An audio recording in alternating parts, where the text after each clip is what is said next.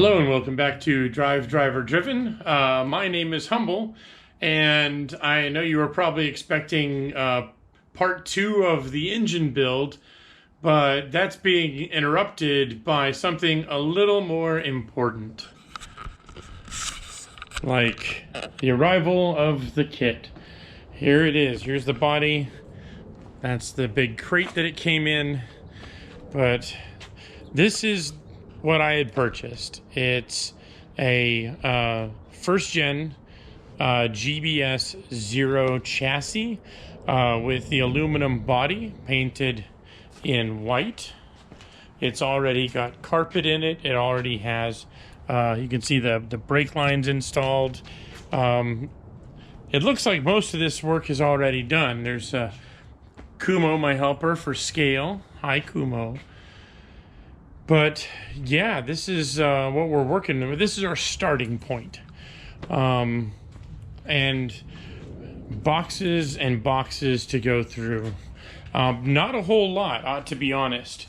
Really, the car's pretty much half built or half unbuilt, however you want to look at it. A lot of the hard work is done, like turning up flanges and cutting things and bending everything to fit. And I kind of knew that going into this. Like I said, the story behind this particular kit, behind this car, is it was originally spec'd by someone in Canada who, for one reason or another, had to back out of the sale at the last moment, and it had been sitting at the factory.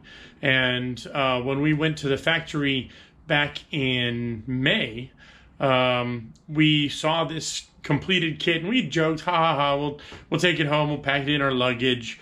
And we got home, and that joke became a little bit more than a joke.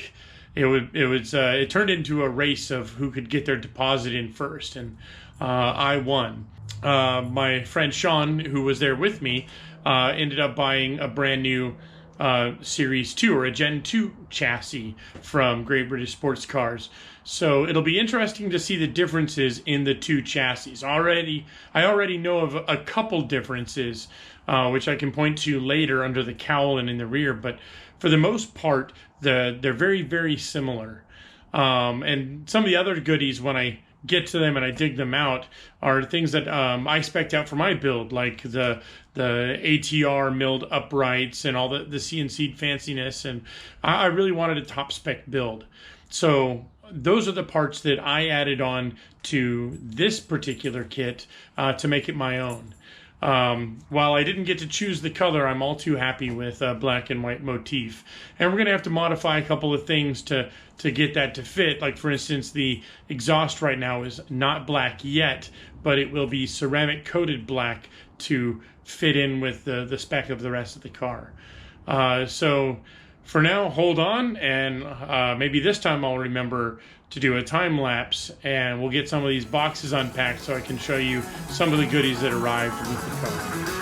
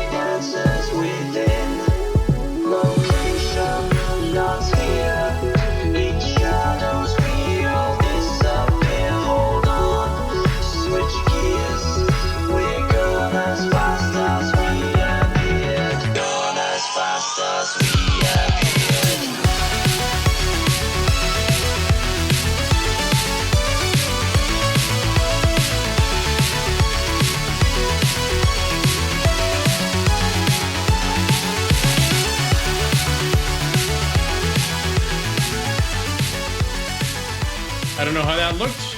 I guess we'll find out in post. But moving on, I wanted to show you guys some of the goodies that I got and why we waited so long for this kit to arrive. Now, a little bit beforehand, the kit is built by Great British Sports Cars, or GBS, and the Zero is kind of the quintessential Lotus 7, as it were.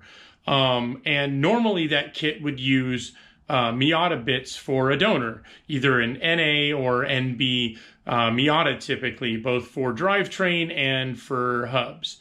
Now, Great British Sports Cars is also behind the company's Kit Spares, which manufactures parts not just for their kits, but for other kits as well, either 7-based kits or other home-built kits that you might find in the UK or elsewhere. And they produce parts for a number of different kit cars, like truly bolt-on solutions to fix problems that maybe arose after having so many cars on the road, whatever. What's great about that is, since they machine a bunch of these parts in-house and they design and work around these solutions for their cars and others, they get to see what works and what doesn't, what fails and why. And so they set out to make their own sort of performance parts in-house. And so the performance group ATR was born. And they take the idea of these performance parts, and now they take it up a notch. So instead of using Miata parts, they have their own custom machined hubs. They do their own like ITBs, lots of CNC'd parts in-house, even brake calipers. And I'm going to show you all this in a second. But we had a chance to go through the factory with Anthony, one of their principal designers. And he took us step by step through their processes, what they design up in CAD, what they send through the various CNC machines, what comes out of those machines and may or may not need further cleanup. And then from there, it'll go off to anodizing and then come back, and they do a full QC on these parts. An interesting anecdote that Anthony mentioned was they make their own shocks in-house, the ATR shocks. And they were trying to source parts from a supplier. And while all the parts looked good and dimensionally they seemed fine, but it was off maybe a couple few microns, which doesn't seem like a whole lot to just about anybody, especially when you're speaking in terms of a kit car and the kind of the error rate you might see in parts from one kit to another. Well, to be thorough, they would throw shocks with new parts on a shock dyno and let them run overnight or hours or even days on end. And what they would find is that even though it was off by a few microns, thermal expansion would cause the parts to bite in or mar or whatever, like bearing surfaces or wear surfaces, and it would just absolutely ruin the shock in short order on a shock dyno. But like if it were out in the field, maybe the shocks would go out okay, but after a couple months or a few months, 6 months of use, they would be effectively ruined. And either A, you're going to put the customer out, or B, all these parts are going to come back for replacements or warranty work, neither of which paints you in a good light. So they found a different supplier. And they found parts that worked, that were dimensionally correct. And again, those parts also went on the dyno. They went through the same rigorous testing, and it was okay. And this is one of the reasons that I fell in love with Great British Sports Cars and their ancillary brands, sort of like as a whole, because holistically they see these problems and they do something about it. And good enough isn't good enough. Like, it has to be a proven solution. So before we even finished the tour, I knew that I wanted one of these cars, and I really can't thank Anthony enough for taking the time out of his day to tour a couple of American dudes through their factory. And I can't thank Richard enough for all the help he's provided through this whole thing. So enough gushing about the company. let's go through the parts and I'll show you what they make in-house, what they've machined for me and anodized, and show you the real quality of the parts they produced. All right, so here's kind of a quick sample of parts, and quite literally, when you order your kit, they will put your parts in the production order line and machine these to suit whatever you order in whatever color anodizing you order. So let's start off with, these are like the shocks that I mentioned earlier, the ones that went through such rigorous testing. I am so happy to have these. It is a bit of an upgrade, but I can't recommend them enough. And I can't wait to get these on the car. They are adjustable, and they're actually valved to suit a lightweight car like the Lotus 7 or the GBS 0. So I'm really curious to see how these perform in real-world applications.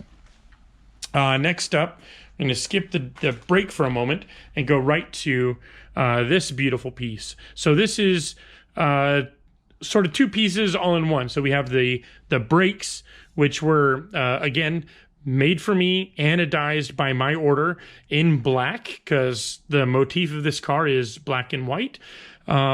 Beautiful, beautiful pieces. And we got to see these being machined in-house. And if I turn this over, we'll get a look at this beautiful hub that they make. So it's a kind of like, it's a machined kind of housing that accepts a Chevy bearing. So these are basically ubiquitous. They're everywhere. Chevy use these on front and rear wheel drive cars, on the front and the rear of the car. So for a bearing replacement, these are everywhere and relatively cheap for what, for a bearing. We have an Ackerman corrected steering arm, which is great. We have, besides on the arm itself, we can dial in a little bit of camber on this adjustable upper kind of A-arm mount. The lower A-arm mount here, they're both set to accept Heims, as you can see. On the brake, going back to that, you can see it is a 4-pot caliper, and it bites on this giant rotor. I'm just going to come out and say that this is completely overkill. You do not need a brake disc this size for a car this small and light. However, I just couldn't say no. Look how beautiful that is. It's a 2-piece rotor design. I think offhand this might be 12 inches or 12 and a half, somewhere around in there. I know it is impossible to get this around or inside of a 13-inch wheel, which is why it comes with 15-inch wheels. But this is completely unnecessary. It's very overkill and very pretty. So I just had to have this setup. Moving on, we have this amazing piece. These are ITB throttle bodies. Again, if we turn this around so you can read it, ATR is their performance brand. I believe these are 40 mil throats or maybe even 44 mil throats all the way through. The way these work is these kind of Venturi barrels can screw on or off. And these are available in different lengths. And then the trumpets themselves can screw on or off, which is important because that takes the base filter plate, and there's a Piper Cross filter that will go over these to protect them. This fuel rail, I want to see if it's possible to get this powder coated white or even re-anodized in black, again, to match kind of the spec of the car. But again, another piece that is not really necessary, but absolutely necessary, just because it's a beautiful part, and I really wanted to highlight that in my engine bay. And then finally, one that you're not necessarily ever going to see, but is very important, is this oil pan. You can see that it does have a kind of a windage tray on it. It's kind of I don't know what you would call this, like a wide sump, I guess. And it's canted at an angle to make up for the angle that the engine sits in the car. And again, it's got the ATR logo milled into it. It's a very beautiful piece. We have room for a couple of sensors here where my fingers are and the drain plug on the other side. And between this sump and the optional oil cooler that you can get with the car, you're back up to full oil capacity, if not a little bit more than the stock oil capacity that you would find on a stock engine. So again, can't be happier with this amazing piece. I think that's it for the moment. We've sorted all the parts, like interior parts, electrical there, some more gauges and stuff under the intake, all of our suspension components here, our wheels are there. There's really not a whole lot to this car. Our exhaust will have to be cut and fit to length and then send it out for ceramic coating. Here's the Piper cross filter I mentioned earlier and the base plate. So that'll go around those beautiful horns. And that's it. Like, there's just not a whole lot to this car. I can't remember if I mentioned it before, so if I did, I'll cut this out. The car itself, the Zero, this is a Gen 1 kit, and my friend Sean will have a Gen 2 kit, so we'll be able to compare the differences between these two cars, which will be mostly down in the front here and then some in the rear that's already covered up. But if you get the painted aluminum panel option, this is how the car comes, and some of the work is already done. Basically, it's half built. So we have the chassis been finished and powder coated. The body panels have all been trimmed and fitted, put in place, and then painted on the car. They've already run some fuel lines. I think these are like PTFE, but I will be swapping these out. As you can see, they've run the brake lines already. On the interior, they've already done the carpet kit for the most part, all the way up. They paint the fiberglass dash infill panel that would normally sit here. And in the rear, let's see if I can pull this up again. They've already got the carpet kit in place. And this panel, you can't see too much, but the rear diff goes down in that opening and then sort of, you can't really see it there. Well, you can. So that's the fuel tank there that is already bonded in place. I'll have to do some cleanup there, but that tank is already bonded in, and it's not coming out. That's just ready to go straight from the factory. So I'll have to put in the sender and whatever, but for the most part, like, that's all ready to go. And then that's it. It's like you bolt some lights on, you bolt some wheels and suspension on, throw an engine in there, couple of seats, a steering wheel, and you have a car. There's nothing to it. If I were to compare this build and the Ultima, I would say in terms of ease of build, I know we're only getting started on this, but the Ultima was fairly easy to build. There wasn't a lot of customization needed, and so, you know, for ease, I would put it at like a 6 or a 7. It went together pretty easily. For the Zero, for the kit that I received, I would say this is like a 9 or 10 for ease of assembly. Like, I know we haven't got into it yet, but I can already tell based on the quality of the parts of assembly that are already done, there just isn't much to this. And I'm really, really happy about that. So I think that's about it for kind of this first build day. I know it's a lot of me gushing about the Zero and the company behind it, but I really am very passionate about those guys and this car. The Zero / a Lotus 7 is a car that I've wanted for a very long time, and I'm super excited to get this build underway. And I'm doing my best to go actually somewhat slowly and thoroughly to show you guys the process and not get ahead of myself and not get ahead of you. So I am going to do my best to film as much of this in detail as possible because I know more than a handful of folks out there have already approached me about these cars, both their ease of assembly, cost, etc. And like we did for the Ultima, I am going to do a cost breakdown for this kit so that you have some information to go by and you're not going in blind. I know that made a lot of people very happy, so I'm happy to do it again for the Zero. That's it for tonight.